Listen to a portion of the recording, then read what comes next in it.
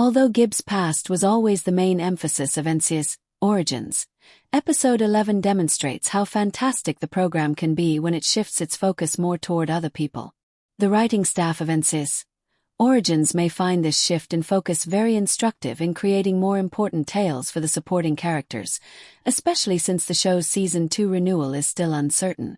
It also demonstrates how, without requiring any thematic connections to Gibbs' inner struggle, concentrating on other individuals may enable more original investigations that have an emotional impact on the team. The main focus of Flight of Icarus is the examination of what at first seems to be a self-inflicted death. The father of the victim, a well-known general, is adamant that his son was killed. One member of the NCIS Origins cast suffers greatly as a result of the inquiry, which causes the program to shift its attention from the death of Gibbs' wife and kid to a different narrative that was never completely explored in the franchise's flagship series. By doing this, Episode 11 shows why letting Gibbs periodically move out of the forefront makes NCIS Origins much more effective. Mike Franks becomes uneasy when General Reed refuses to acknowledge his son's death as a suicide. As a result, Mike's brother Mason enlists in the Vietnam War willingly after Mike declined to avoid the conscription.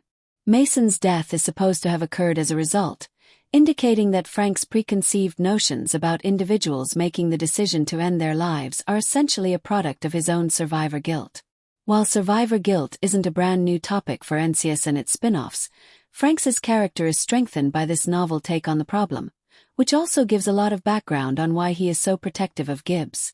The fact that Gibbs' personal part in the narrative is essentially minimized is what makes that final argument so intriguing. Gibbs' primary emotional thread is whether he's ready to resume dating, but Franks does touch on Gibbs' first suicide attempt. Although it has comparatively limited screen time, this subplot serves to further establish Lola Dominguez as Gibbs' possible love interest. The most intriguing development in the little screen time it does get is Randy realizing how Lola feels. The supporting cast still takes center stage, even in Gibbs' own plotline. Mike Franks is neither the first nor the last character to attract attention away from Gibbs. In addition to making Randy the main emotional focus of NCIS Origins, Episode 8 offered him what is perhaps the finest action sequence in the show to date. Prior to that, Dominguez was featured in 2 episodes, but she should do so more frequently. The program needs more Lola-focused episodes to support its assertions about her significance, especially since Gibbs himself refers to this as her narrative in the series opener. There is still opportunity for other characters to garner attention in the remaining episodes, even though Operation Sundown in NCIS Origins teases the impending disclosure of a key antagonist. Mary Jo previously alluded to a sad past that has yet to be thoroughly investigated. Additionally, a Woody episode would benefit the program by bringing much-needed humor to an otherwise depressing series.